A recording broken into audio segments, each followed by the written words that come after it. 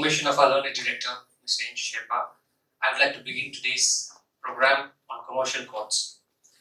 On behalf of Sikkim Judicial Academy, I take the privilege to extend a warm welcome to all the esteemed guests who are present with us today. I wish you a pleasant morning and a fruitful day ahead. We have with us as resource person Honorable Mr. Justice Rohit Ranjan Agarwal, Judge, High Court of Judicature at Allahabad. I request our learned director to kindly welcome our resource person by offering a khada and a memento as a token of our appreciation and respect.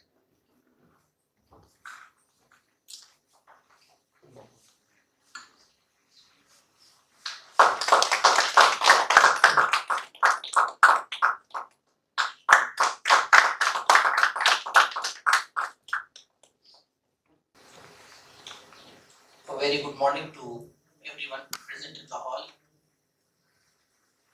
A special thanks to the director, Sikkim Judicial Academy, extending the invitation for this session on commercial court, and also to the Honorable Chief Justice, Justice Samantha, who is the patron in chief of the Sikkim Judicial Academy and was for a short while a judge in the Allahabad High Court. Today's topic, commercial court, the working of commercial court, is of great importance in today's modern economic world. As you all know, at one point of time, say about 1,000 years back, India was having a trade of 23% across the globe. But with passage of time and the East India Company coming to this country, prior to independence, our trade, our economic activity dipped to 4% of the world trade. Post-independence, there has been an endeavor by all the governments how to improve the economic situation in the country. And it is only with the rise of trade, commerce and economic activity that the country's prosperity can be caused. With the liberalization policy of the government in the year 1991, we saw commercial activity, we saw increase in commercial activity in this country. And there has been constant endeavor by all the governments, not only in this field, in the commercial world, but in the other fields also, such as for the arbitration, company matters, taxation, that reforms have been made so as to attract more and more of the foreign investment in the country. It was felt around, as you know, it was felt around in 2003 that there was a need for a dedicated courts in the country dealing with commercial disputes. For companies, for foreign companies, multinationals and business to grow, four important factors are needed. The first is the land is required, the manpower, the power, infrastructure, which includes the infrastructure such as roads, airports, airways, and also resolution of disputes. Resolution of disputes, commercial dispute, is of great importance. You can have road, you can have railways, you can improve the air connectivity, port connectivity, you can have power generation, you can have manpower, but the business stays only when there is a resolution of commercial dispute. When the trade and commerce is going to take place, the companies are going to come, the factories are established, the dispute will arise. So the role of commercial court is of great significance. And the role of judicial officers who are dealing with commercial dispute is of great importance. So you are in the center of the economic activity which thrives in a country, and great responsibility is upon your shoulders. The government in time noticed that such dedicated courts were needed in the country, and it came up with this Commercial Court Act 2015. Certain of you know the amendment was made in 2015. Now it is upon you to see that how the things work and the disputes are resolved fastly. I am very happy to note that Sikkim, which is a small state and not much of commercial activity is going on, but it has taken a lead role in organizing such seminars, in such sessions. Yesterday I was talking to your director and he told me that there are in 4 districts you are having commercial court. In UP there are 75 districts, but we are having only 13 commercial courts. I am one of the administrative judges for the district Gautam Buddha Nagar. It is a place where most of the commercial activity is going on in the state of UP. But then too we don't have such infrastructure and such dedicated courts. The commercial judge at Gautam Buddha Nagar is dealing with commercial matters in 13 districts of UP. He is under great pressure. There are about 5,000 commercial suits which is pending in his court, and there is only one officer there. So the initiative of the Sikkim government, the Sikkim Judicial Academy, the courts here have impressed me a lot, and your sincere effort in trying to evolve an atmosphere in the state for the resolution of commercial dispute. The officers are so much interested in to know how to proceed in the matter. Yesterday your director was discussing certain things with me, and I was highly impressed that he has taken such a step and such an issue which many high courts, many courts, many states have not proceeded a single step.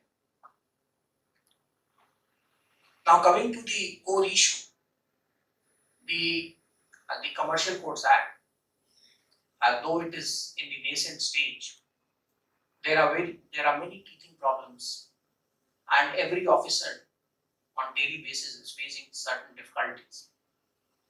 Though this act is not very big, there are 3 or 4 sections which need certain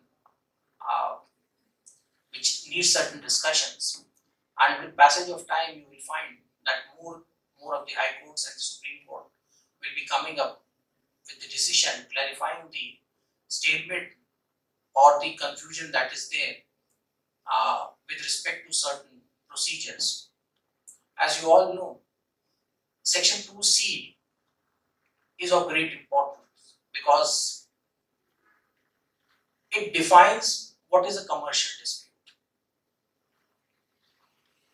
The list 2C1 to Roman 22 is the list which enumerates the dispute which covers the commercial disputes.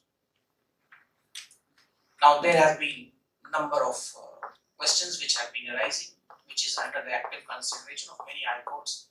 In Allahabad also we are facing that only those given situation can be considered as a commercial dispute and not the other dispute. The intention of the legislature was clear, to only place those disputes under the commercial dispute, because in the explanation you will find that it has been provided that the central government may by notification add any other matter in the list of this commercial dispute. So Section 2C is of great importance and relevance. Then coming to Section 3A, you all know it relates to the establishment of the commercial court and the appellate court. Similarly, 5 and 6 is for the high courts. Then another important section, according to me, is section 12 and 12A. For 12A, there is a session during which I'll place the importance and the relevance of that section. But section 12 provides for the specified value. The value of the commercial dispute has already been defined under the Act. What shall be the value? Initially it was 1 crore, then it was reduced to 3 lakhs by the amendment. Now the question which arises is that what will be the court fees paid, or shall be the court fees which a plaintiff has to pay on the institution. Yesterday the director was asking that there are certain ambiguity in the matter as to the payment of the court fee and whether the Court Fee Act will be attracted or not. The Act is silent, the rule is silent. It provides for the specified value.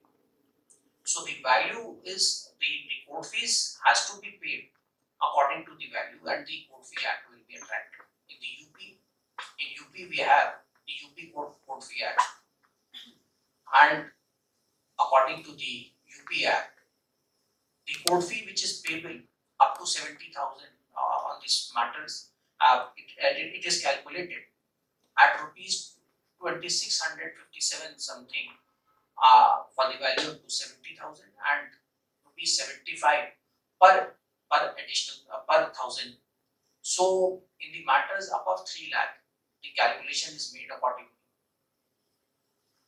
And I don't know about the Sikkim, what is the amendment there in the UP Court Fee Act as to the applicability in the state of Sikkim, but for UP, we have the UP Court Fee Act, and the court fees charged accordingly. So in this beginning of the session,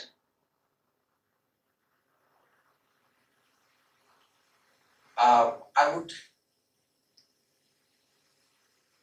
like to point out that section 2C, section 12A, and thereafter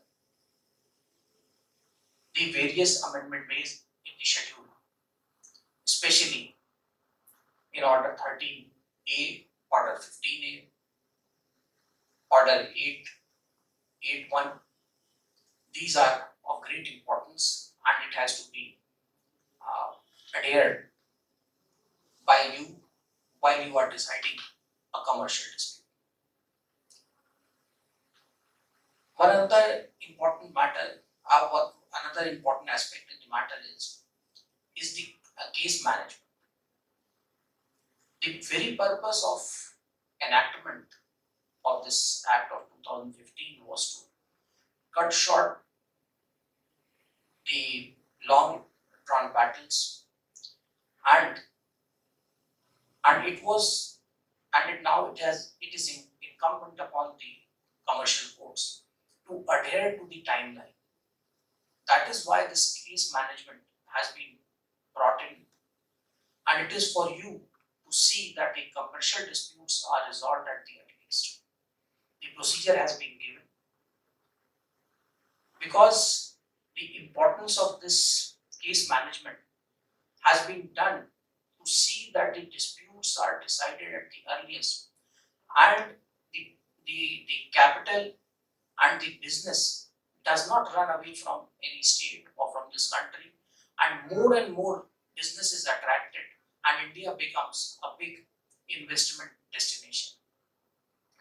So by the establishment of the commercial court, the long drawn civil battles have been curtailed, and a summary procedure has been provided, not exactly summary procedure, but the legislature has intended that by fixing a time frame, the dispute can be resolved at the earliest. I think as the session progresses, more and more questions will come, and we shall be able to deal with each of them. Thank you.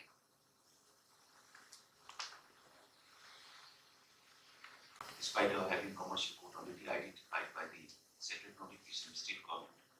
And only the clue they can get is regarding the fictional jurisdiction. Simply that fictional jurisdiction is not sufficient to identify the commercial dispute. So it also can clarify between them two.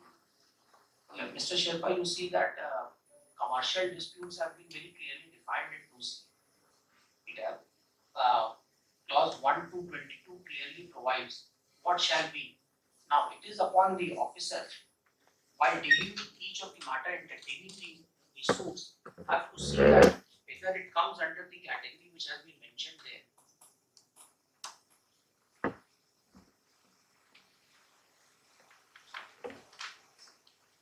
The flavor of commercial dispute has to be seen from the reading of the plaintiff. Now, what is the case which has been brought up? You can't keep it in some straight jacket that these are only the dispute, because the legislature has provided these 22 situations which shall be considered as a commercial dispute.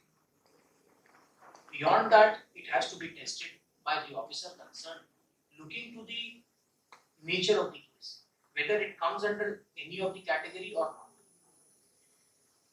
Because in that judgment of Hon'ble case, you must be aware, where the dispute was in relation to the property, the immovable property, the court found that it was not covered under this 2C7.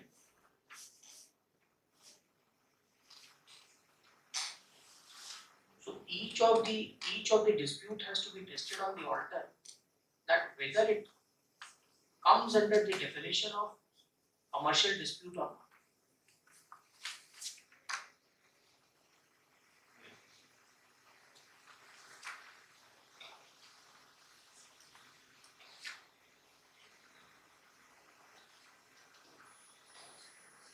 That is why if you see the 22nd of 2C 22nd, such other commercial disputes as may be notified by the central government. So this list, the government has provided this list. If it comes to the knowledge of the legislature that more of the matters are to be brought in under the canopy of this commercial dispute, the government can very well notify it.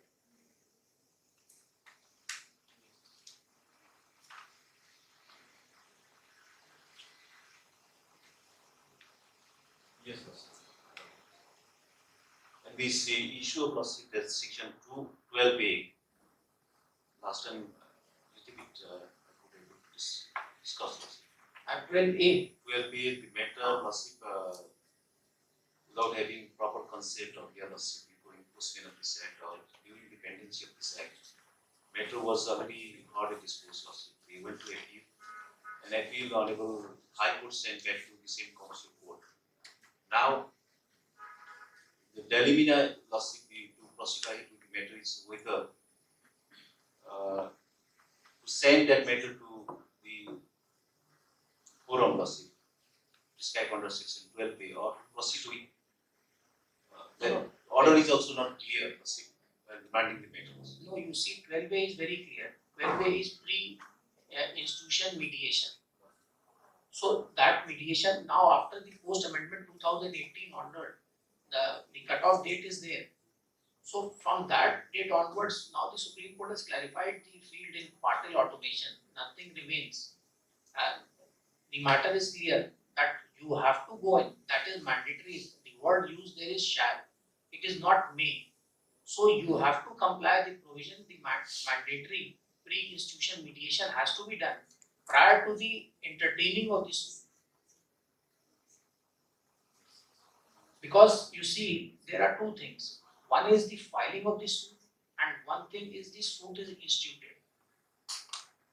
So suppose any proceedings have gone through, the court has now and after 2018, the court has the power. It can suo motu dismiss the suit and say that you can go for pre-institution mediation, and only thereafter that the suit will be taken.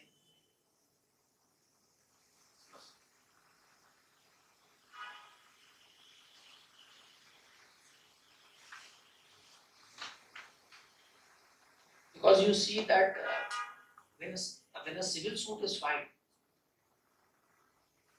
filing of a suit, institution of a suit, and presentation of a claim are two different things. Under Order 4, it is presented. The suit is instituted after the compliance of Order 6 and Order 7.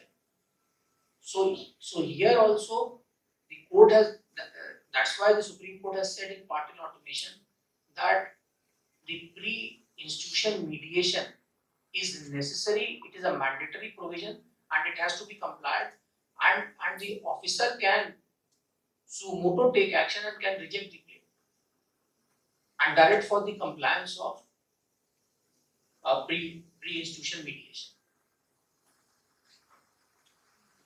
Possible sending instead of dismissing the suit, can court keep in abeyance before to the direction to comply with section 12A pre-mediation?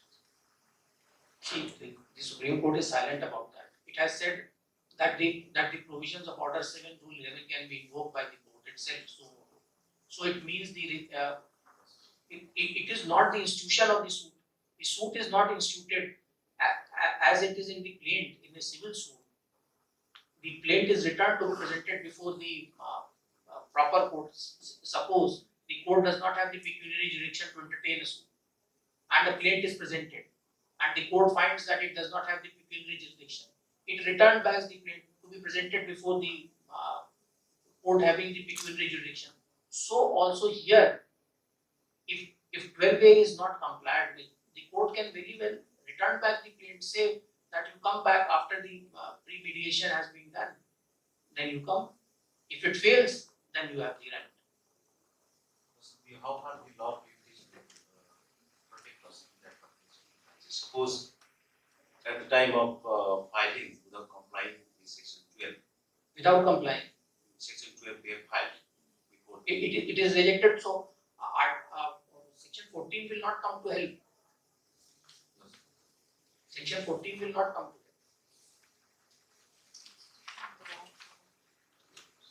help. Lordship, then what is the degree of determining whether the relief sought is urgent or not? Because it leaves a very open It question. is upon the judicial officer to see if suppose some money is being diverted somewhere, or the property is going to deteriorate or something, or they are going to execute a sale deed in respect. The court has to see whether there is an urgency or not. So only after recording an urgency that the suit can be entertained. So it is for the court, because it has to apply its mind. The matter is before it, and you can't foresee what matters will be very urgent and what will not. It is only when the situation arises, the officer has to consider it. Lordship, is it correct to say that the same kind of determination in terms of injunctions can also be done in this case? Like when any application of injunction comes, we look at the matter which is before us. The injunction matter is always the court has to consider what is the rule is there. The prima facie case has to be made out. The irreparable loss and balance of convenience. Court has to see everything. While you grant a temporary injunction, you have to see. So you have to see also there in this matter also. That's what my question was. Whether we can apply the same kind of Definitely, principle.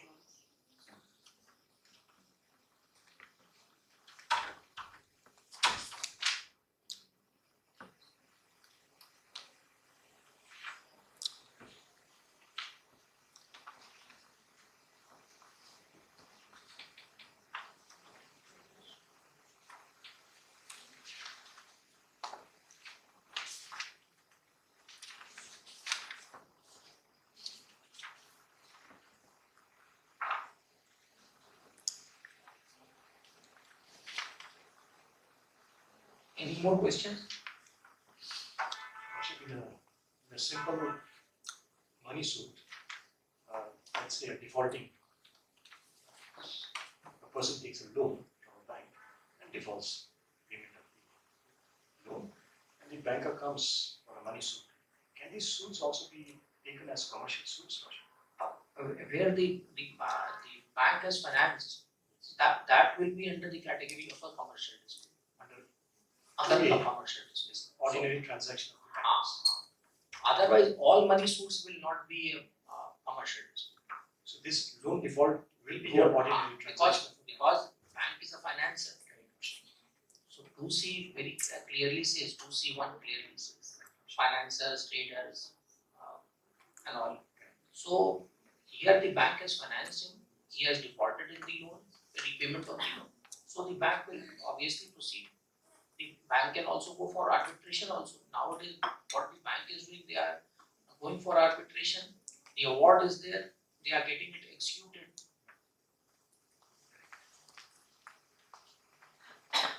Rohit, could you tell us about how do we do our case management apart from what is in the order? What is in the order? I mean, from Rohit's experience, how to manage your. So I don't have the experience of a trial court, but whatever matters are coming to my court, I can say yesterday Mr. Sherpa was asking me that whether to grant adjournments or whether to stop the lawyers from arguing because the lawyers are arguing for days and days. So, what he said, you can't stop a lawyer from arguing because my experience is that it is very necessary and for a healthy judiciary, the opportunity should be given to a lawyer to argue and place his case. Because the judiciary only develops, the bar develops only when the arguments are made by the counsels. And the judges also give good judgment only when the lawyers are. Because you get the material from them. No judge can forethink or foresee many things. It is only when the cross arguments are made that you extract material from them and you decide it.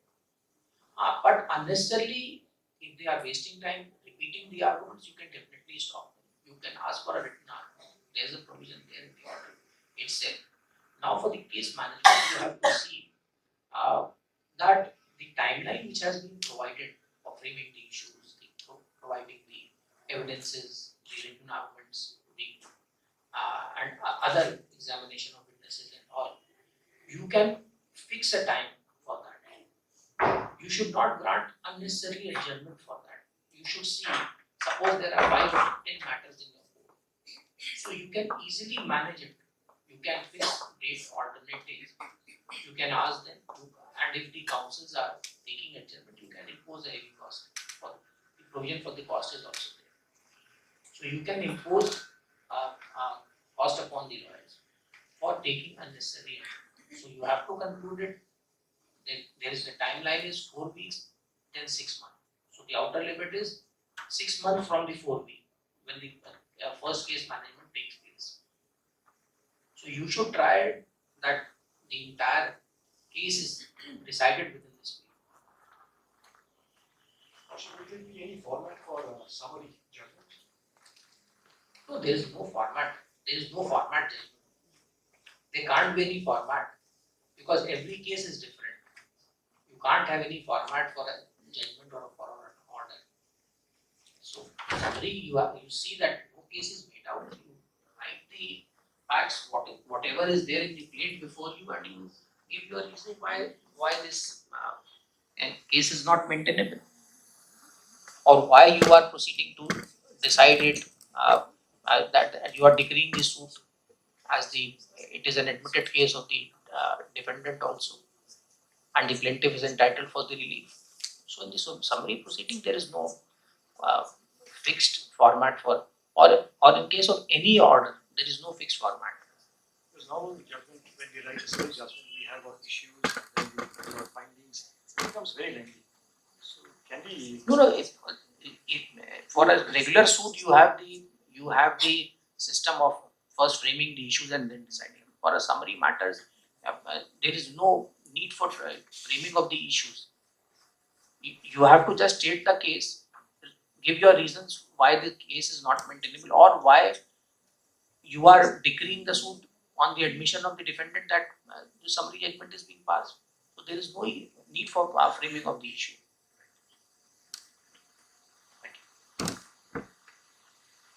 Yes, anything? Yes.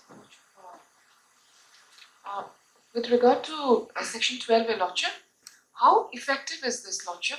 Like we've seen it in our civil matters also. Like the EDR resolution, the alternate dispute resolution, which we sometimes, as we have to refer the civil disputes, Lordship. So when it comes to commercial disputes, Lordship, like how effective is Section 12A, Lordship? Like your 12A? observation. Yes, Lordship. No, it is a very effective tool, because you see, no businessman, no commercial, nobody wants in the commercial world to drag on the litigation as it is in the civil matters, in the regular suits, because a businessman wants or industrialist wants that his business should smoothly go on and he should not go into unnecessary litigation.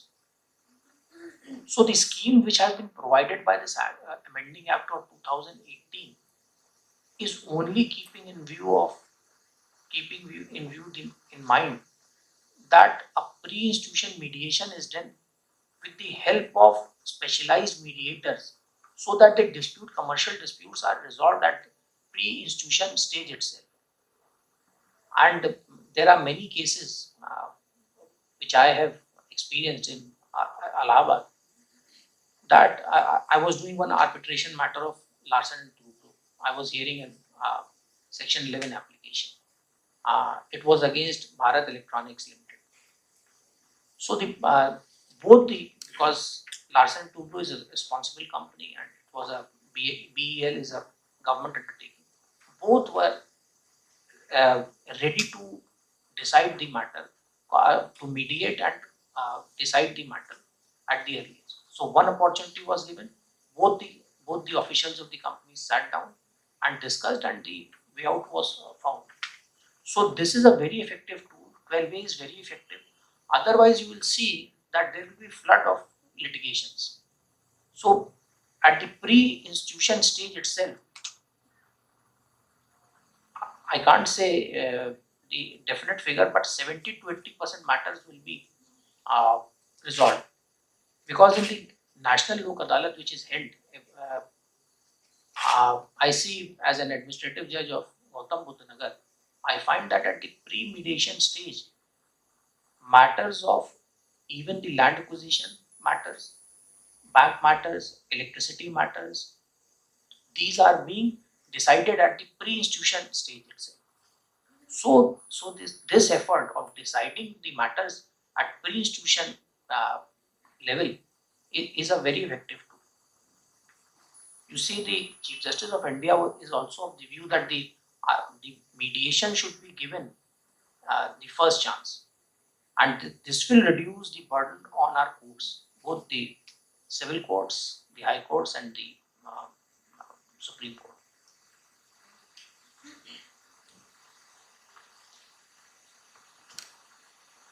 Yes, anything?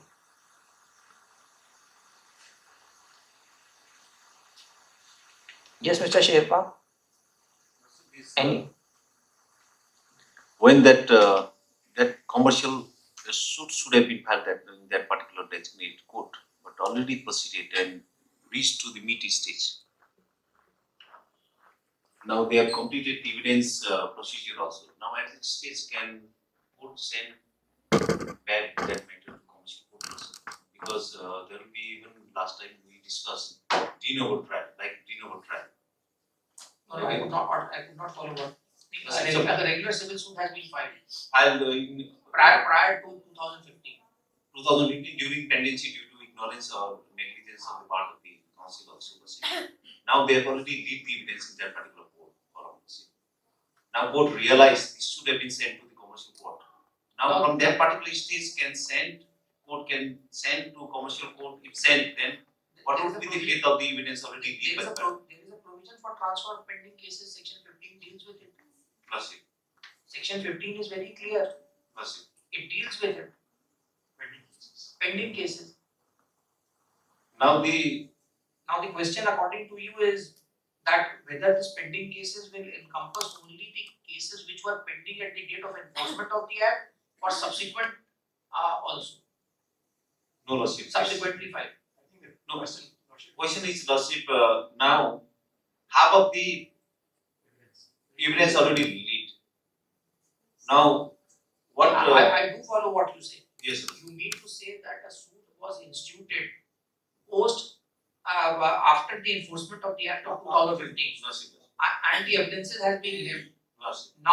Now they come to know that this is a commercial dispute matter and should be referred to the commercial court. Lordship. It can be transferred under section 15. 15 years, Lordship. There is a specific provision, but what about the evidence already lead in wrong form, Lordship? should we again do the retrial or should we continue from that? Our section 12A. Then 12A the pre Pre-dated. that's the 12A, if the 12A has not been complied with, then the partial automation says everything goes. 12A is mandatory. So I think we have to withdraw this. Withdraw the suit and then go in for, because in one of the Bombay matters, the court said that it is not mandatory. But the Supreme Court said no, it is mandatory. The 12A is mandatory.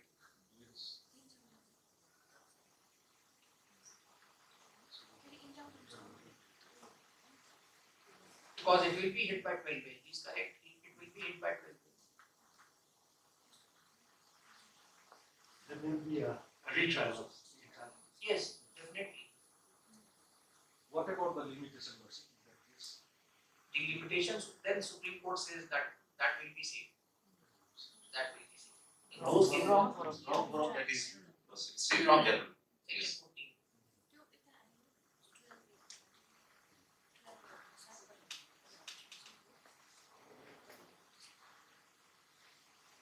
Lordship, there is a conflict between a special act, like we have control right, control act. There is also that issue, if we dig out, then there is a commercial issue, rent tenant. And in case of such matter of conflict, Lordship, Now this is the central act. These are the overriding effect. Section 21 has the overriding effect. And the Rent Control Act is a state law. So it will have an overriding, this act of 2015 will apply. then this eviction suit will also go to commercial court. Why the eviction matter will go? If the commercial angle is not there, it won't go. Like, Lordship, there is an agreement, separate agreement executed between two companies, and they have identified that particular document as a lessee or lessor or tenant or Lordship landlord, Used exclusively for trade of commerce. trade or commerce. Only for exclusive. Then it will go, it has to be filed before it will be filed before the commercial court. Now according to you, if it was filed prior to the coming of the act, then it will be stand transferred in view of section 15. Then there the mandatory provision of section 12 will not come into play because the amendment is of the year 2018.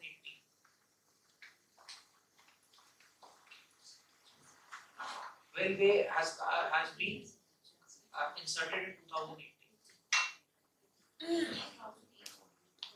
That is why the Supreme Court in partial automation says that prospective overruling,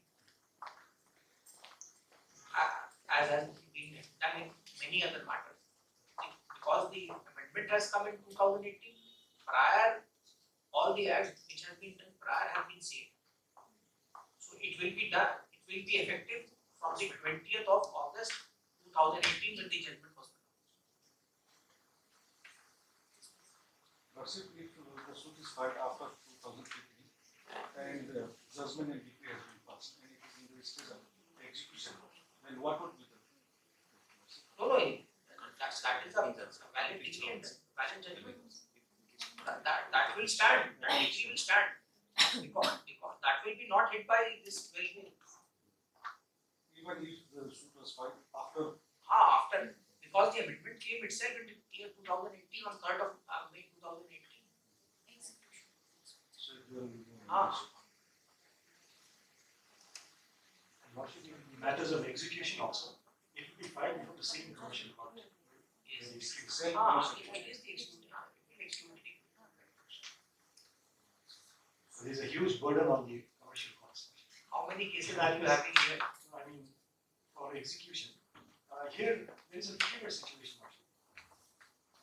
There is no exclusive commercial court or also quarters.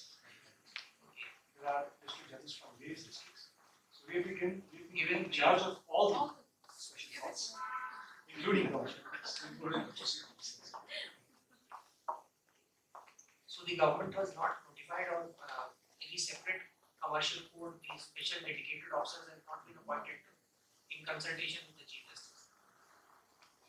Lordship, we have identified if the after going through the contents, Lordship not having knowledge of that complex task given to the court, we will find that yes, this has been given to senior civil judge. But senior civil judge awarding force of criminal court also, Lordship, and other civil matter also, Lordship. So similarly, commercial court, Lordship, appellate court, holding the charge of POCSO, Lordship, and eviction suit, Lordship, other commercial matter.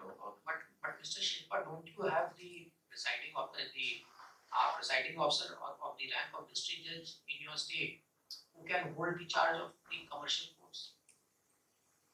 No, separately not, Lordship. Separately, that charge. So there are 4 districts in your state. 6, Lordship. 6. So you are having 6 district judges. Lordship. You must be having more officers of the same cadre of the district judges. No. Yes. Yes, but that Yeah. calculation has not been made. No, but you can ask your Chief Justice because what we are having in UP is that after 2015, Lordship. now initially what was happening in UP was that the ADJs were given, ADJs were having, as you are having the charge of POCSO code, MACT, LARA code, and this Yes. family code. Yes. So thereafter, what the Chief Justice did was that these ADJs were promoted as a district judge. They were appointed as the presiding officer. Now the separate MACT court has been made in every district. It is presided over by the district judge rank officer, who is called the presiding officer. Similarly, in the LARA is the land acquisition and rehabilitation matters. The family court, we are having the principal judge family court and the additional principal judge family court. Similarly, for the commercial court also, we are having the presiding officer. We are having separate commercial courts in a separate building. It is maintained and funded by the state government. High Court has no role except the recommending the name of the officer there for the commercial court. We recommend the name of the officer who is of the rank of a district judge to the government. The government posts him there as a presiding officer of the commercial court. Similarly, for the LARA, family court, and motor accident claims tribunal. Lordship. But here, Lordship, we are having the manageable number of cases. Lordship, just gather information from Lordship, and the Lordship has been dealing more than 500 cases per day and passing effective of 70 to 80 of the cases. We are an overburdened high court. There are 10 lakh matters pending every judge. Listing in every judge court is more than 500. Every day I am having a matters around 500, 550. But we don't reach to that level, but we try to do it up to 100 matters. So I don't know what is the situation here in Sikkim. But you need a separate dedicated course because the now after the special enactment in the commercial court and the LARA court and motor accident claims matters, you need special and dedicated court for dealing with these matters. Your officers need to be trained for that purpose also. Because the JTRI, the Judicial Training Officer Research and Institute at UP, is training these officers. They are taking care of this fact that how to train an officer for a commercial court, for a motor accident claims tribunal, for LARA courts, and so on. Now you can request your Chief Justice. He can ask the state government to at least dedicate one court in a district.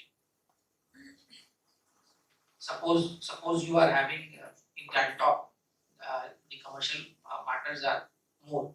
So one commercial court can come up at Gangtok, the other at Namchi district you was telling me yesterday, and in other districts also. I was under the impression that you are having presiding officer in commercial court in each of the districts, No, given additional charge on it. only the additional.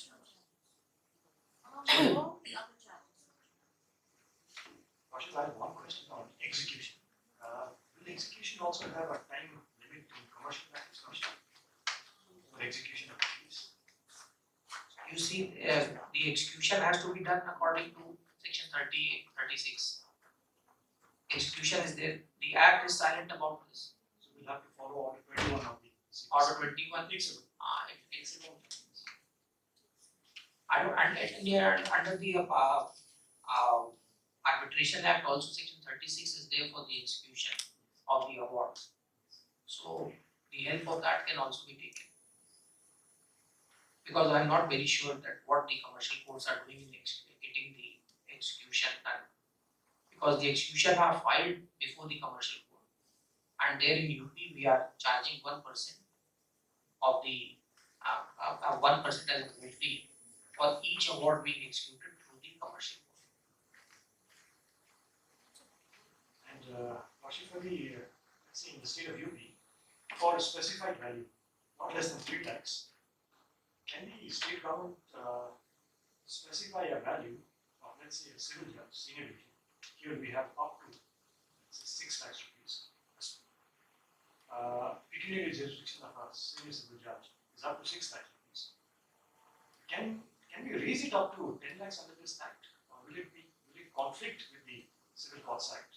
No, how can the state can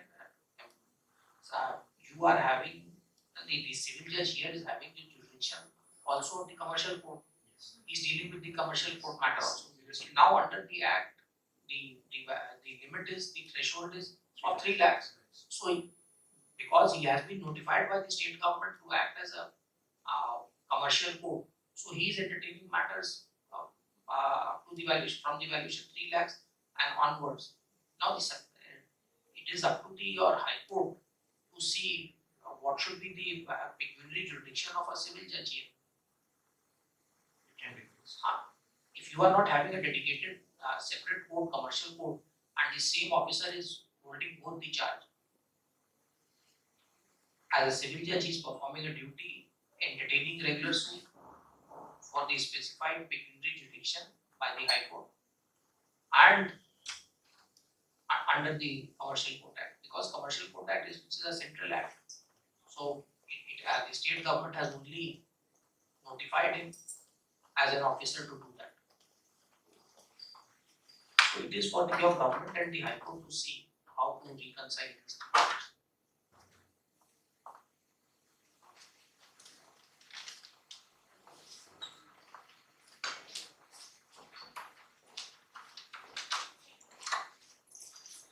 So I think most of the difficulties coming as far as section 2C and section 12A is concerned. Most of the difficulty is how to identify what are the commercial disputes under 2C.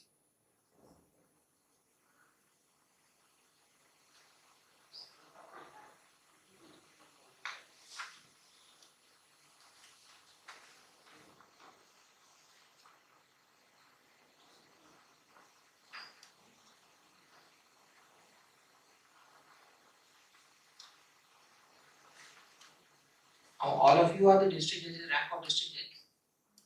Including senior civil. We are So, citizens. senior civil. So here the district judge is having the appellate jurisdiction.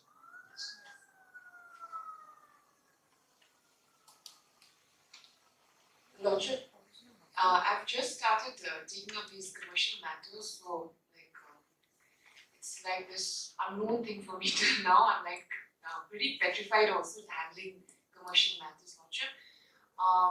One issue which I'm facing, Lordship, I come from Naman district, Lordship. So there are a lot of these construction works going on, Lordship. Lordship. So we have these companies from outside who've taken up the contracts, So Lordship, the problem I'm facing, they come, they set up their temporary offices, and once the contract is over, then they go back.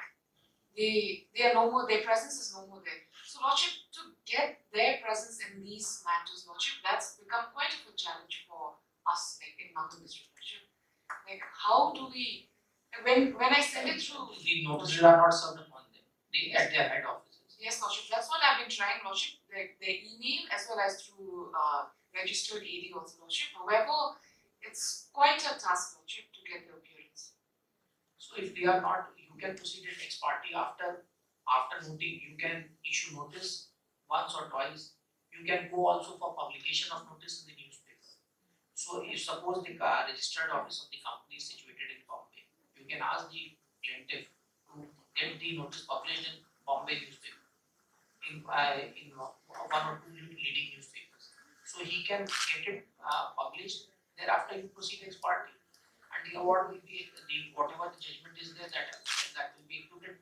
If suppose the other party defendant does not appear, despite the notice having been sent through registered post, through email, and then by publication, you make sure that the publication is made, because the CPC provides for publication of notice.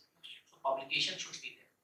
Then Lordship, then comes the execution Execution. date. It's such a problem. Then Lordship, again it's like a problem during execution stage, Lordship. Execution, you have many modes. You can give the property attached to that CGM of that. You can always pass an order for the attachment of the property of the company. Suppose the company is situated in Bombay or Delhi, you know you can through the Metropolitan Magistrate Delhi, you can get the property attached of the company. So once the company that has been attached, and suppose then too the company is not coming up and depositing the amount, you can very well order for the auction of the attached property. You have the remedy. Execution is such a tedious It is very deep. It is very deep.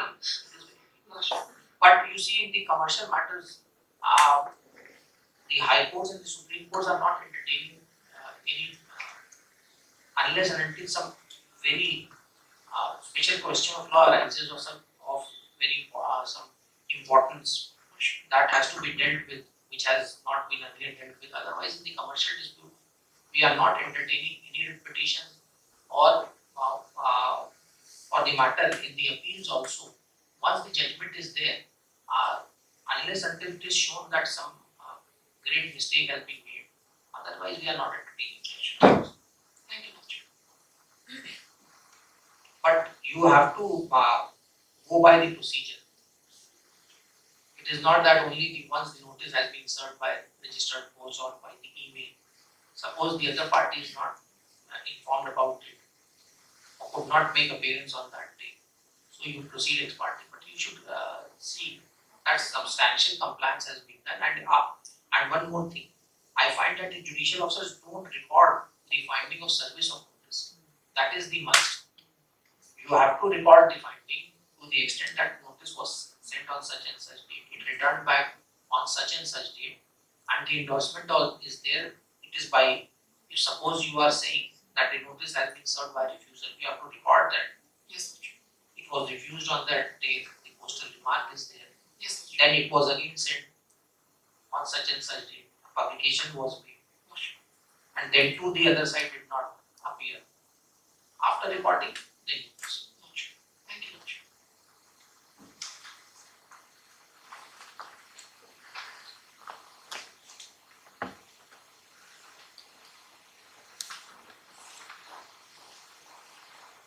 Now, whether you are having any infrastructure over here or not, whether the government has provided any infrastructure for the commercial code, the separate infrastructure. No. So how you are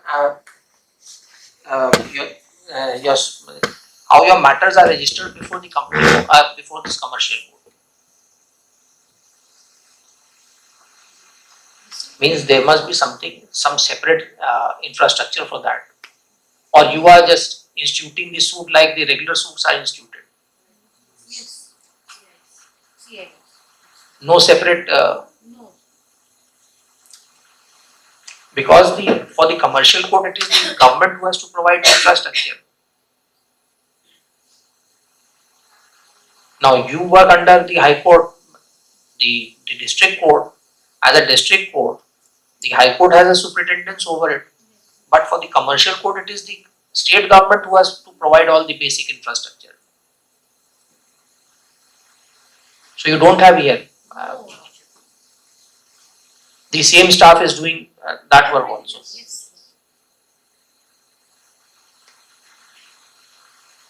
So how many files are there pending before the commercial court here? Lordship, I come from Namchi. I'm District and Session Judge Namchi. Presently, I have 6, Lordship. 6 matters. Yes. But including that, I'm presiding over all the other courts.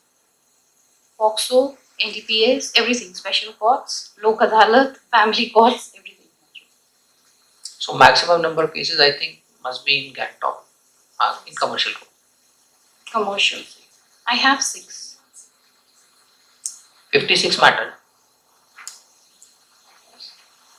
Appeal and commercial matters would be about 1560 each for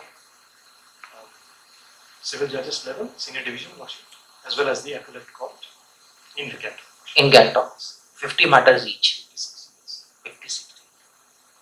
Apart from the other jurisdiction. So that can be very well managed. 50-60 matters. It is manageable.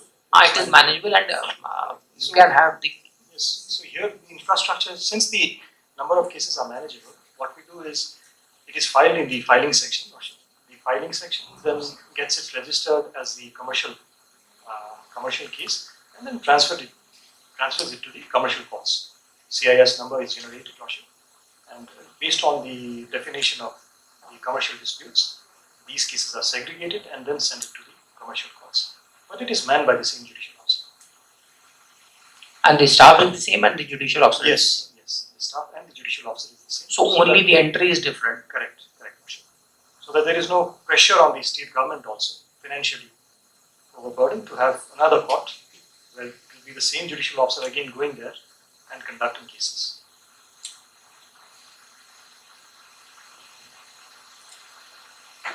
People are not very much aware of this commercial court act.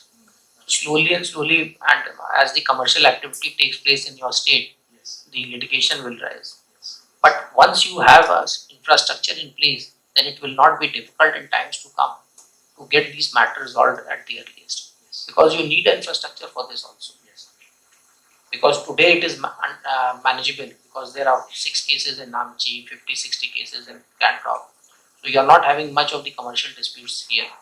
But you need a separate infrastructure for it. Correct.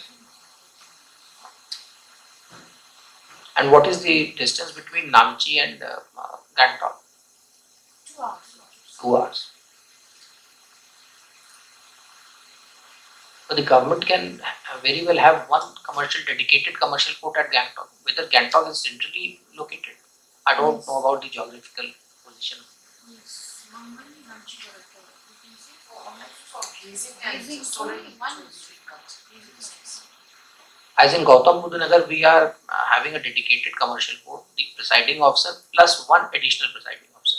There are 4,800 cases, and it is about 4,200 suits and 600 execution matters. So we have a separate building, we have a separate staff, everything is separate. The government has provided the entire infrastructure. So here also you can have dedicated commercial court in Gangtok. It may deal with the other 5-6 districts. At the most, there will be 100 matters.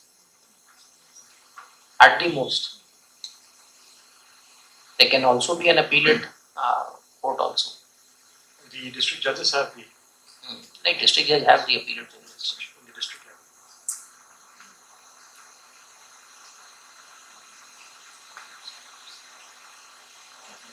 No, but when you have a dedicated commercial court and the district judge is the presiding officer there, then the appeal goes to the High Court. Yes. So one stage can be cut off if you have a proper setup. The officer rank of a district judge is there to man the commercial court. Then the appeal will directly go to High Court. That's right.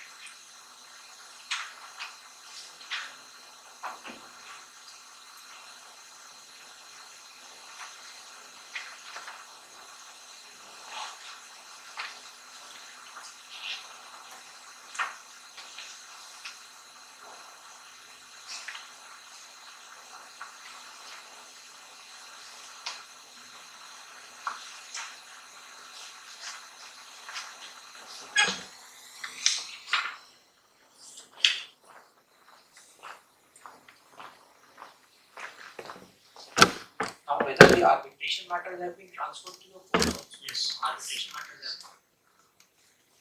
Arbitration IPL matters.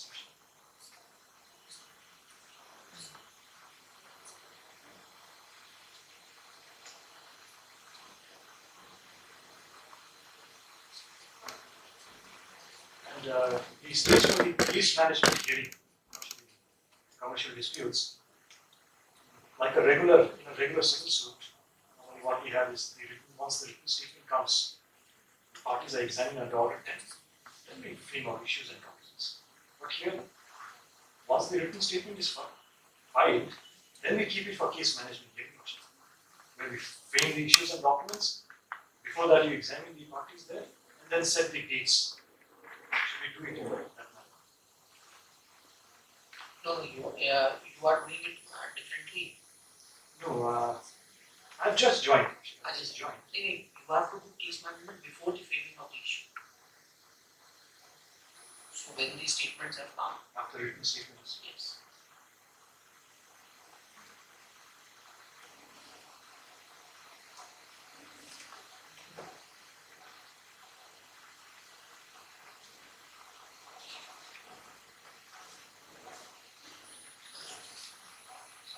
Actually, the concept of case management is only to apprise the parties that you have so much of given time and you have to do your part within this time, and the case is managed accordingly so that the decision, the court arrives at a decision within 6 months from the first case management hearing is done. Because 6 months to decide as then comes the stage of appeal.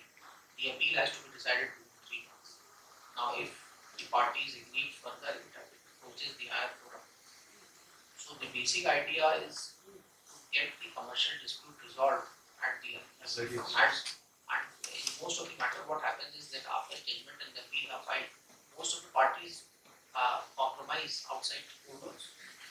In many of the matters, it is coming. I'm seeing daily that after the filing of the appeal, they file an application for compromise.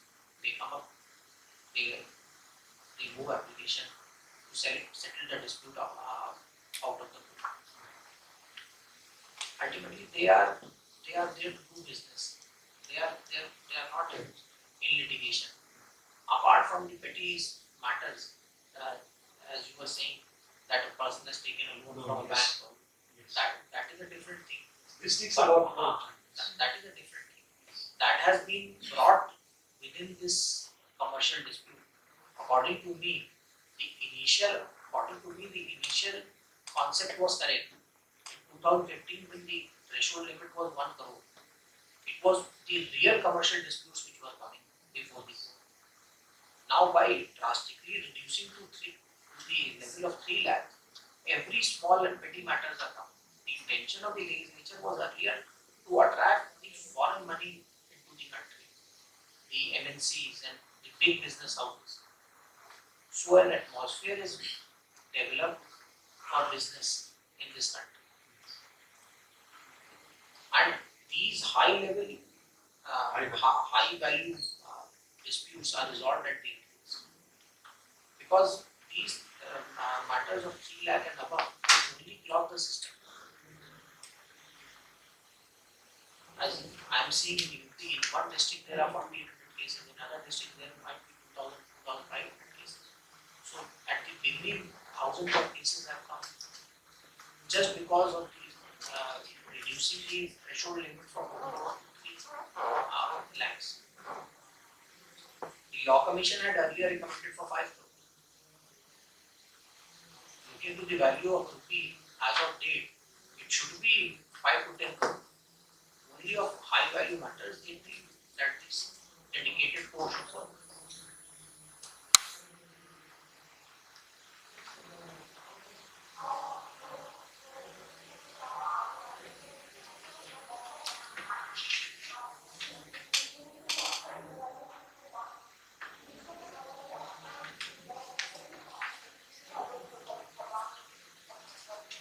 Now, what training and education program your High Court is conducting for this? Nothing. We Do you have a this man. do you have a JTRI judicial officers training? This is the institute. Acha Sikkim Judicial Academy. So we Judicial have it. Academy. Yes, within the ambit of the Judicial Academy, they train They train. the stakeholders.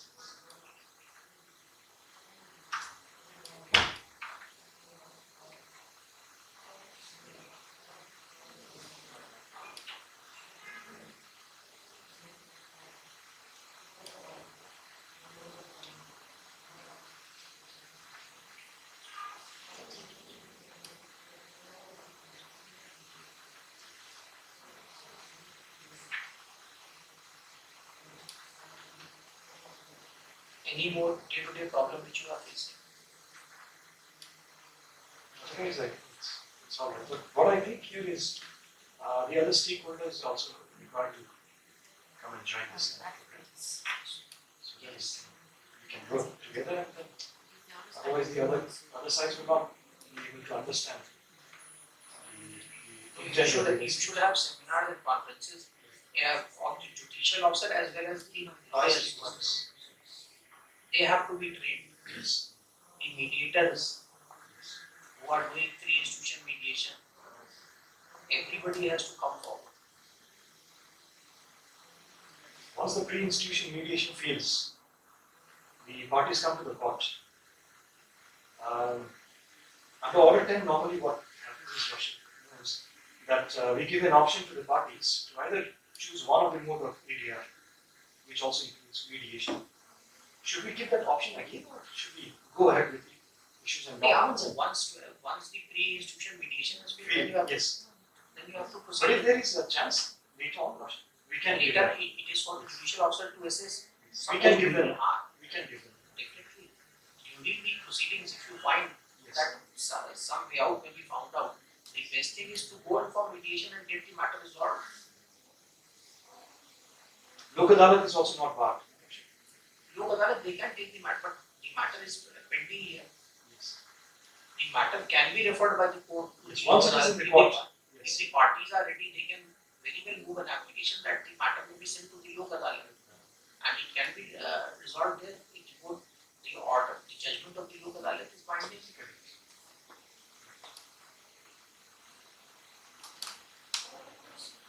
The commercial dispute matters are going to Lok Adalat. The UP also, they are referring the matter. If the court parties are ready, Yes. and why to send it there? On that very day, you get it resolved yourself. You can pass the order. Because you are also a court. Suppose the parties are ready, you can very well take up the matter on the date when the Lok Adalat is held. And on that day, you can really pass the order. Yes. There is no bar for that. Correct.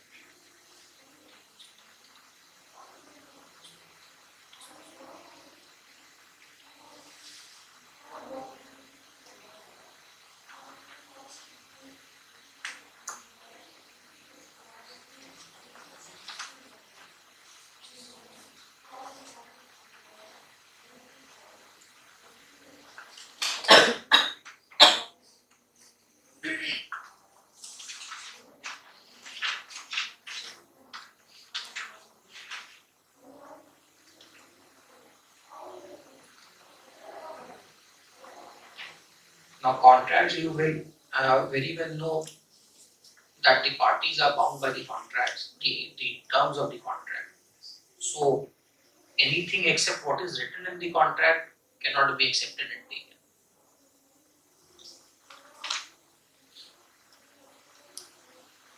So, the contractual matters are also coming to your court.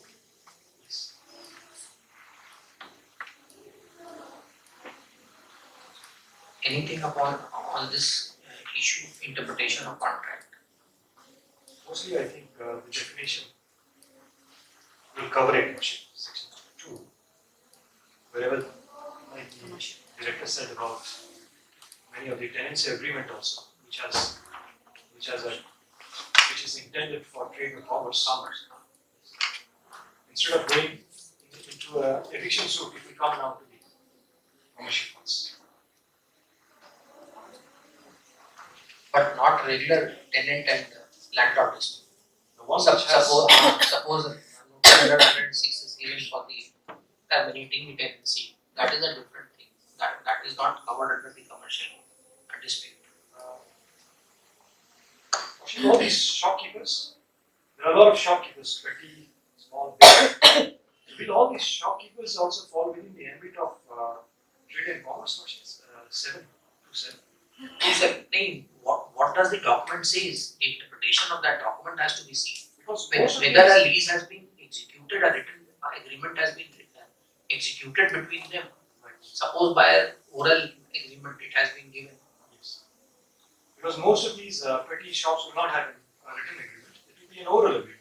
And understand. So it will be covered under the Rent and Toll Act of the state. You must be having a Rent and Yes. Toll Act. So it will be covered under that.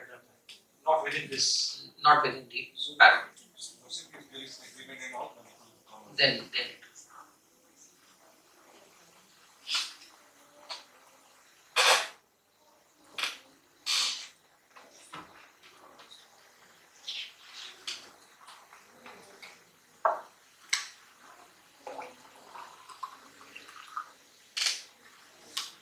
your government should encourage this commercial courts because it is getting the stamp duty. Because every dispute which is decided and execution decree is passed and an award is executed, the state government gets a stamp duty in form of court fees. So the government should patronize these commercial courts and should do something for it. We are coming up with an ADR center in Gautam Buddha Nagar. It is a pilot project of the Planning Commission. They did not now called the DTI because big commercial disputes are being settled there. Government is getting 1% stamp duty court fees. Suppose a matter is of 1,000 crores, the government easily gets 10 crores. So government has to provide you the basic infrastructure. And director should move the representation to the government for establishment of these dedicated courts.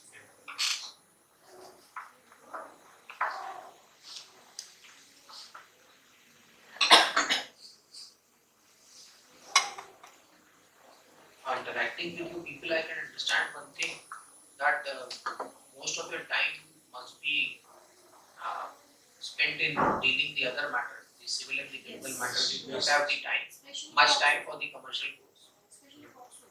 Fox. Absolutely. So what type of litigations are here in the Sikkim? If you look at Namchi, I have maximum pendency for POXO and NDPS SARA. NDPS. Yes, NDPS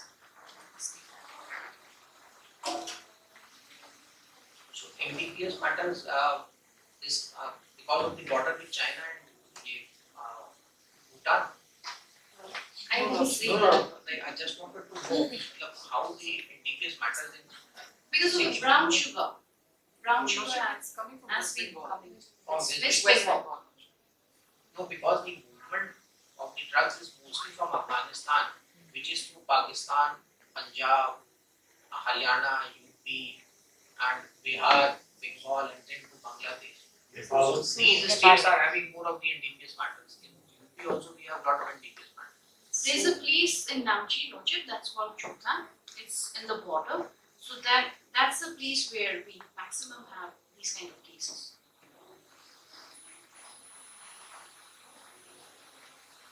Because the bordering states have these NDPS matters, as the West Bengal is close to Bangladesh.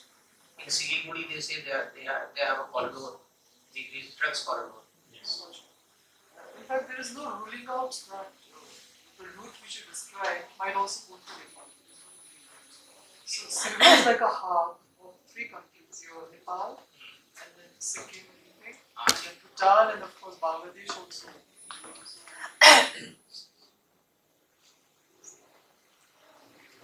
Correctly use the word corridor. Okay, these days the drugs are moving because when I was sitting in criminal jurisdiction, mostly in UP, they catch ganja. These move in trucks, 600, 500 kgs. That is caught in one transaction. So these NCB people have told me that this is the corridor. It is coming from Afghanistan to Pakistan, entering Punjab, Haryana, moving to UP, then to Bihar, then to Bengal, and then to Bangladesh.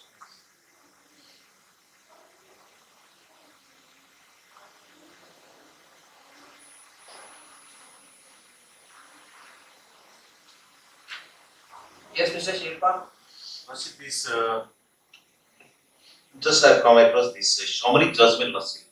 Yes. So Shamanic judgment means Lordship is not required to comply all the procedure required to be complied in CPC. Lordship just have a memorandum and how to Lordship prepare the summary judgment by the commercial court, Lordship. Yes. This young man was also asking this fact. Lordship. In a summary judgment, the officer has to see from the reading of the claim or if he finds that nothing is disclosed, no case is made out after hearing the defendant, he shall record what has been stated in the memorandum and he shall record his reasoning and he may dismiss the suit summarily. Or if it is an admitted case of the defendant, the suit can be dismissed. So there is no requirement for framing of the issue and going through all the procedure which has been prescribed.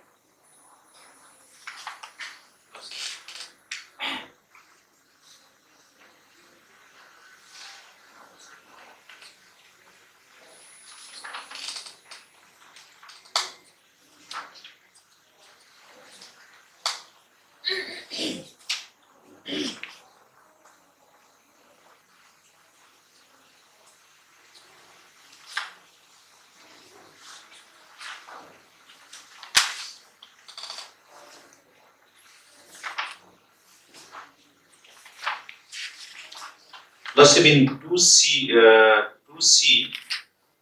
Roman 15, Lordship, there's partnership agreement. But in Partnership Act, after going through the provision of system, I am not able to recall, Lordship, section 69. On a certain condition only, the partner can file the suit. Yes. So, that Partnership Act will overrule or this provision will overrule to file a commercial suit, Lordship, based on this particular section C. And if there is a dispute, interest between the partners, it has to be filed by the partner. Lordship. Then the commercial angle will not arise. But these partnership agreements, suppose a partnership firm gets into a dispute with another, what I can gather it is that when this partnership firm, which is an agreement with suppose another firm, and there a dispute arises, then it will be covered under the commercial dispute. But so far the business is concerned, that will go to the another court only, Lordship. Yes, to the regular court. Lordship.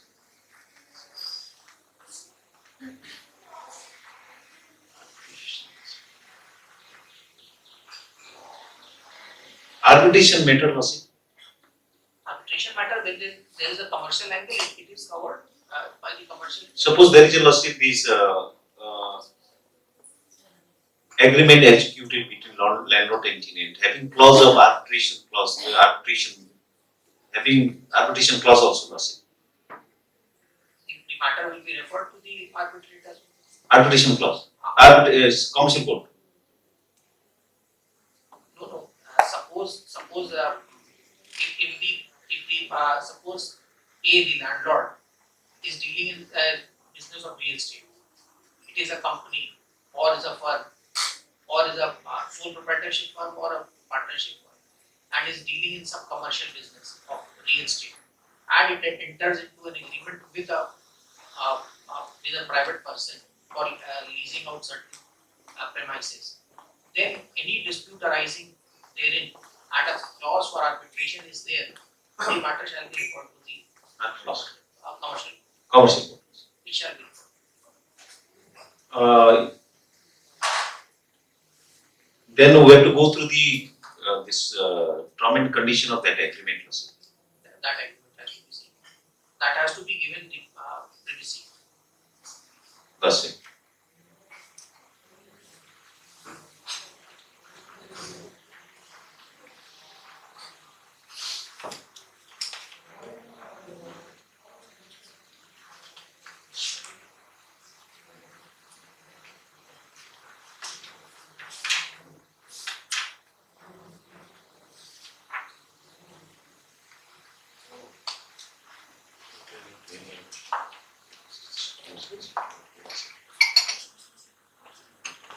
And now in the arbitration matter also they are having a clause for the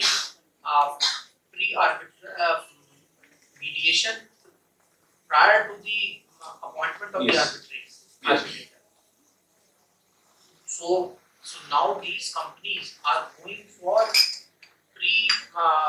mediation of dispute before the arbitrator is appointed. Yes, Lordship. With regard to Lordship, the conciliation, that Arbitration Conciliation Act 1996, that conciliation, this provision is also there, Lordship. So, if Lordship could clarify what matter will go to the conciliation forum, Lordship, that I think lots of benefit will be benefit, Lordship, to us. No, I could not follow you. Lordship, there's under Arbitration and Conciliation Act 1996 only, there is a forum conciliation. Conciliation. Which matter will go to the conciliation, Lordship? We are aware about the arbitration provision. The arbitration clause, they definitely go to the arbitrator. But the conciliation matter is, Lordship, we are not so much. Conciliation matter, that is what I am saying now. These arbitration, these agreements which are having the arbitration clause, they are having a clause prior to it for getting the matter mediated or conciliated before the councillors, who are appointed by, suppose it is suppose that a contract is entered between a government and a company. The provision is there for appointment of these councillors by the government or agreed by the parties for getting the matter conciliated between them. So prior to the appointment of arbitrator also, those matters are now going to the conciliation committee. Conciliation committee. Yes. And if they are approved and if they are resolved there, then there is no need of appointing the arbitrator itself.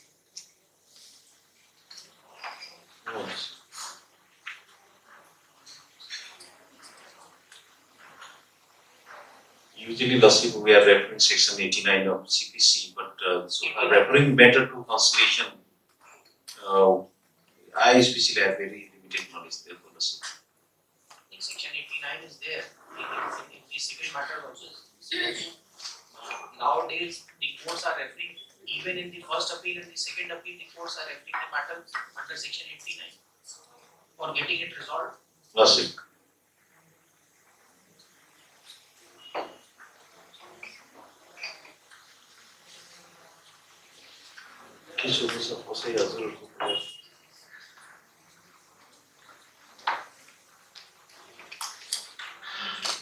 सबैले chatting हुँदैछ tea break भनेर एकछिन रोकेर त्यहाँदेखि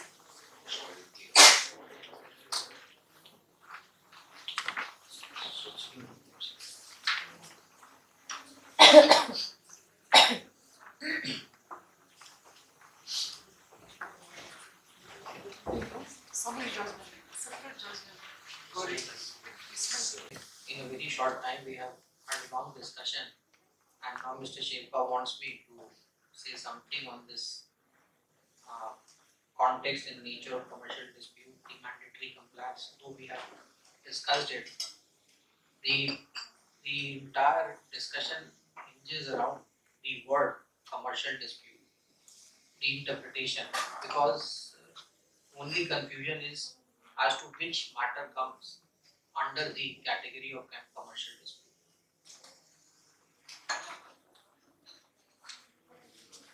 Now the definition itself encompasses under it 22 such situations under which the commercial dispute has been enumerated. Now, while discharging your duty as a judicial officer and the matter is coming before your court, you have to take decision as to what is the commercial dispute before your court. You should be reminded of one fact, that the element of commerce, that is commercial angle, has to be seen while proceeding to decide and accept the matter as a commercial dispute. Now, if you see by the definition of 2C1, it provides that ordinary transactions of merchant, bankers, financiers, and traders, such as those relating to mercantile documents, including enforcement and interpretation of such documents. So the legislature is very clear that any transaction made between the merchant, the bankers, the financiers, and traders during course of their business will come under the definition of commercial dispute. One such issue was raised as to the loan which has been extended by the bank. The bank is a financial institution. It has lended loan to its account holder, and suppose there is any dispute which has arisen as to the rate of interest or for the repayment or for the installment, default of the installment, definitely it will be covered under the definition of the commercial dispute. Because the loan has been, because the bank has been performing the business, it is in the business of extending loan after being granted the license by the Reserve Bank of India under the 1949 Act. So it is in the business of financing to its customers and accepting deposits and extending loan. The primary work and the business of a bank is to provide loans and to accept deposits from its customers. Similarly, a trader during his business with any party sells some goods, sells some products, or enters into an agreement for supplying certain goods at a specified time, at a specified point of time, and a dispute arisen between them, will definitely be covered under the commercial dispute.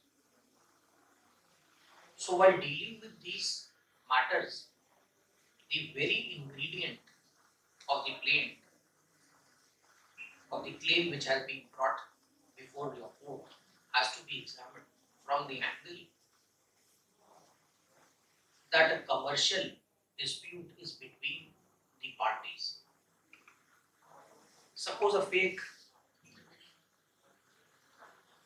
dispute has been created just to bring the dispute within your court. The court can easily exercising the power and by summary decision under Order 13, Order and dismiss the suit and say that it is not a commercial dispute. So the list, so while proceeding with the matter, you have to see whether the case which has been brought before your court relates to these situations which has been envisaged by the legislature from serial number 1 to Roman 22. Because the legislature was very clear that only these matters will be taken as a commercial dispute, and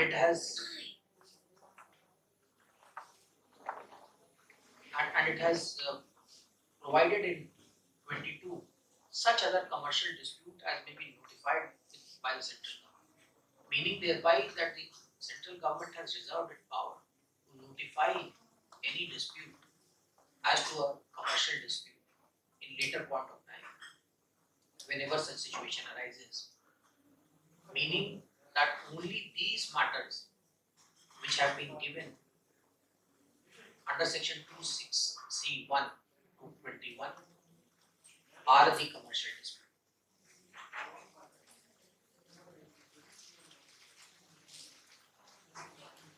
Now coming to another definition which is very important, and that is 2I, specified by, which you all know that initially it was 1 crore, now reduced to 3 lakhs.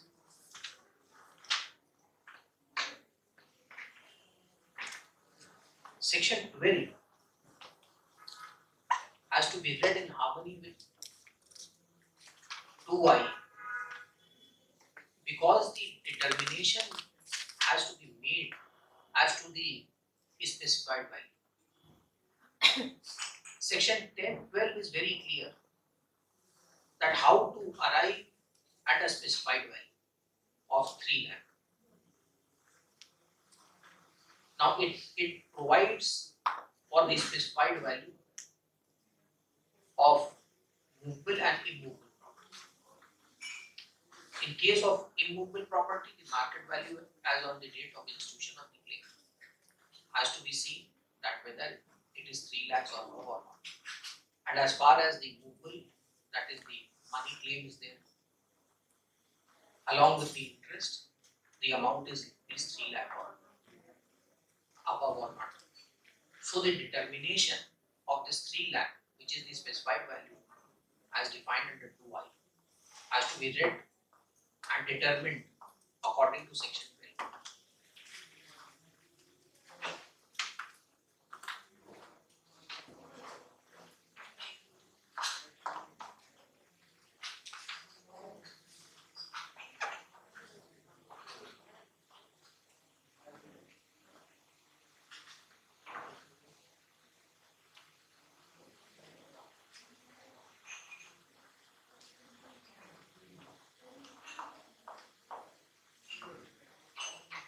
Now, we have already discussed the transfer of all the suits and the counter claims which were there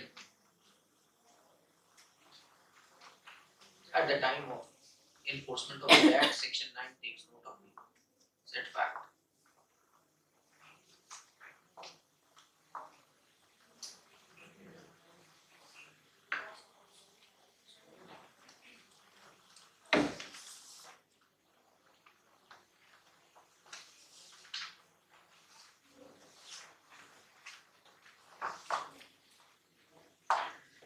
Section 6 is also of importance as it provides for the jurisdiction of commercial.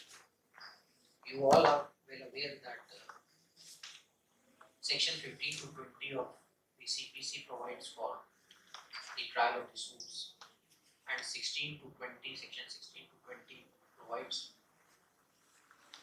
that the various courts having the jurisdiction in trying those suits. So the commercial courts have also been given the power to determine and try those suits which can be filed, and the civil court have the power under section 16 to 20 to deal with these suits.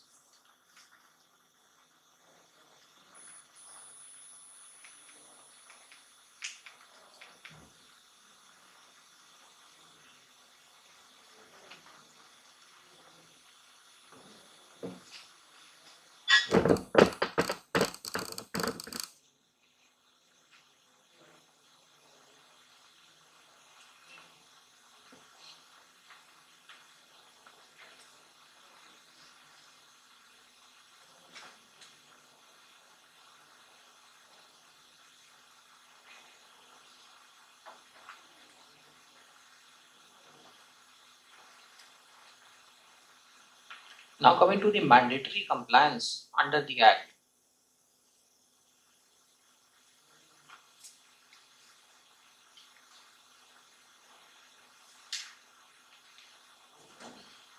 The schedule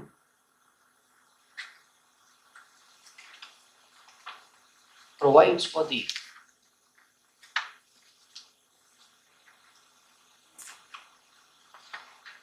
case management, which we have discussed in length earlier also.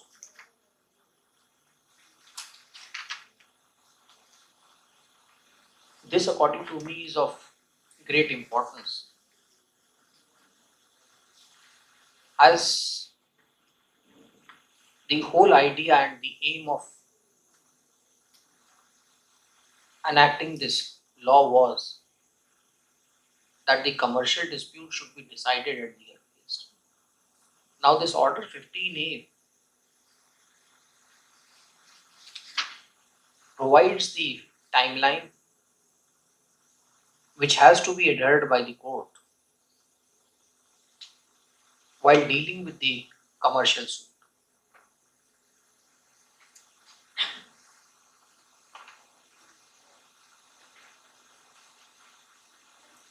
According to me, it is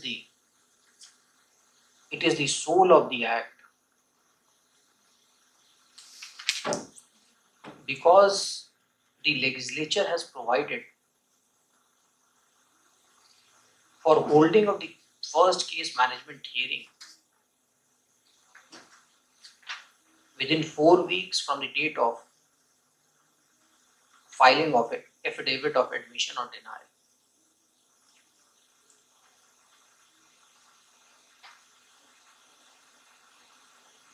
According to me, this was placed so as to bring the parties before the court,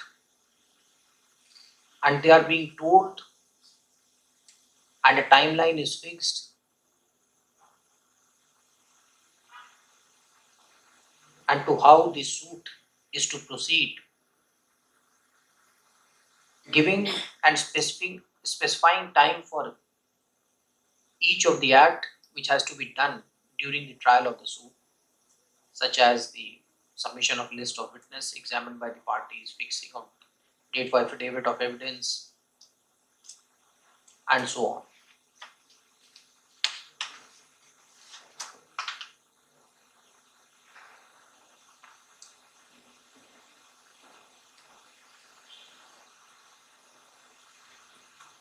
In the mandatory compliance, one of the mandatory compliance is also post amendment is the pre-institution mediation. If this is properly conducted, it will drastically reduce the number of cases. So if your effort is there,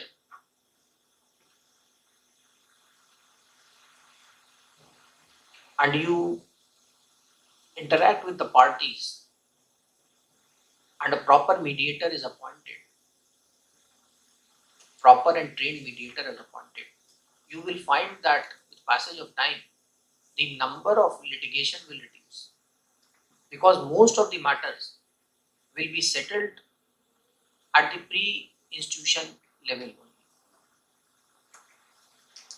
As I have told you that in Lok Adalat also, number of matters which are being decided at the pre-institution level is quite a huge.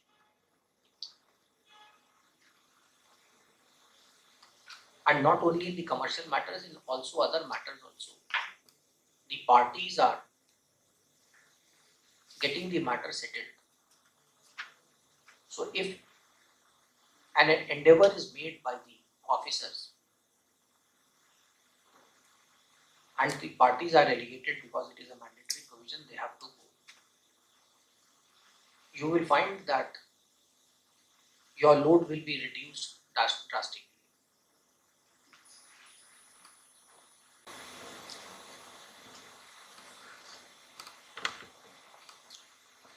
One more thing I've heard from my officers in UP is that during the trial of these matters, the lawyers are filing bulky petitions, lot of documents are there, and unnecessarily the matters are dragged. You have to interact with the lawyers and ask them that in short the written submission should be given so as to unnecessarily drag on the matter and cut short time. Because these lawyers are appearing constantly before you and you know each and every lawyer who is in habit of dragging the matter, and it is by your sheer effort that this unnecessary time which is being wasted can be cut down. Because in commercial matters, lot of stake is involved. There are big companies coming. So just to impress the court and the client, the bulky petitions are filed, lot of documents, unnecessary documents are filed, lot of judgments are placed which have no relevance in the case. So by your proactive step, all these wastage of time can be cut down. One of my presiding officer at Hon'ble told me that because Hon'ble is very close to Delhi, so many of the senior lawyers who are practicing in Supreme Court also appear before him. And you know the lawyers from Supreme Court, they are very well prepared, but as the matters are very big and the stakes are very high, so they are filing lot of documents, lot of arguments, written arguments, bulky written arguments. As a judge, I have seen, and you must be also seeing every day, that if a written argument is filed, a bulky written argument is filed, you don't read it entirely. You just go through 2-3 pages. After that, you get exhausted because most of the arguments are repeated. And you can ask the lawyers to cut short and see that the arguments are not repeated. And in a very precise and short manner, the arguments are placed so that it becomes easy for the court to understand and decide the matter. So while you are dealing with the case management, this also will help you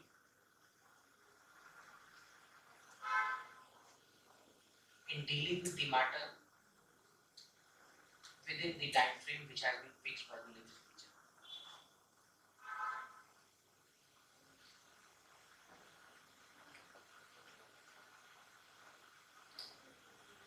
Apart from this, I don't think any other thing is required.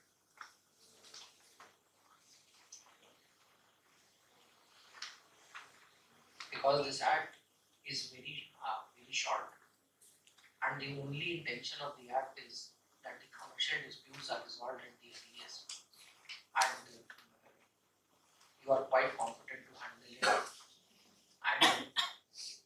and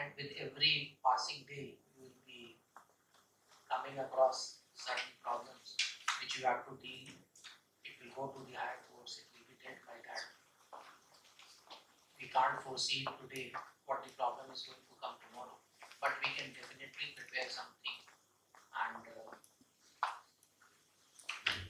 and see that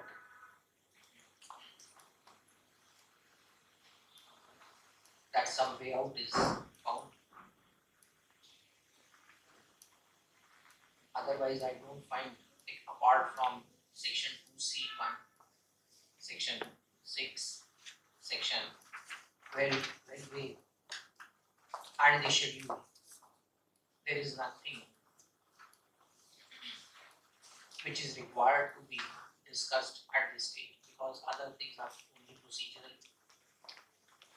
And from your point of view, these 2-3 points are very necessary. And one of the most important thing is well-being.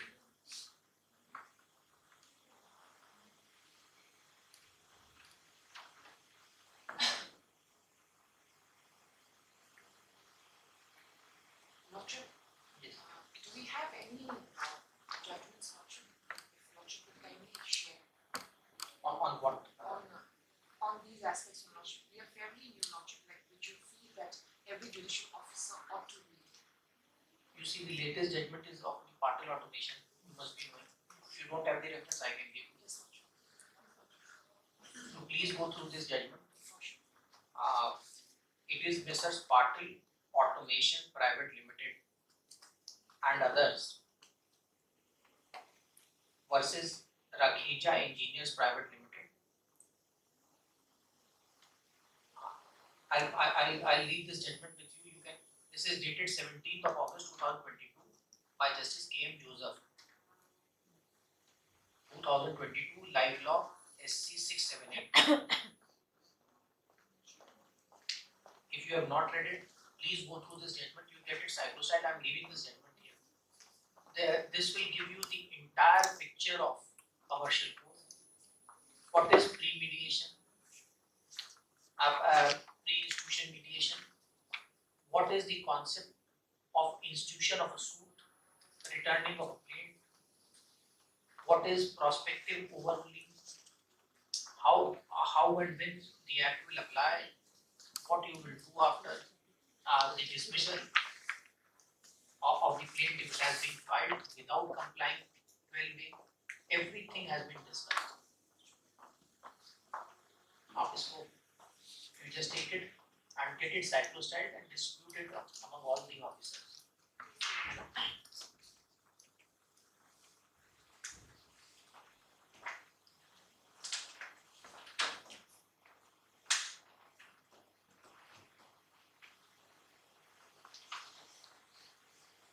Then the other judgment of Supreme Court of Ambalal Sarabhai, you must have read it.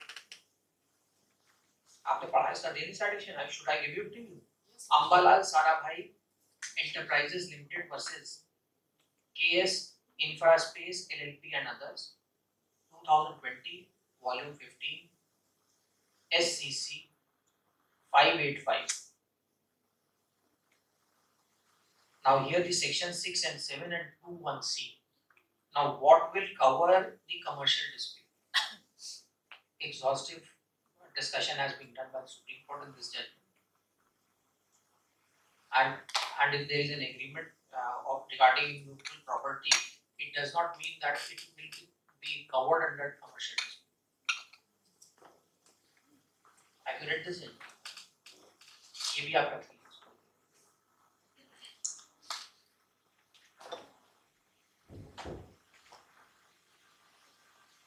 There are other judgments of the high courts, various high courts, but this judgment is going to help you. These two judgments, because these two judgments of Supreme Court are in regard to this section 12A and 2C, 2C1.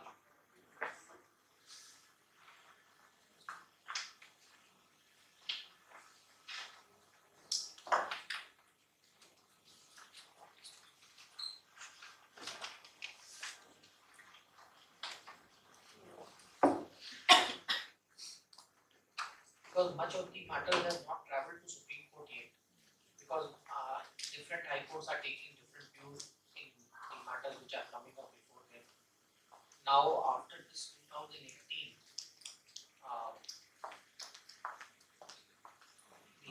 law is being developed by the Supreme Court, and once the appeals will be filed before the apex court, it will be decided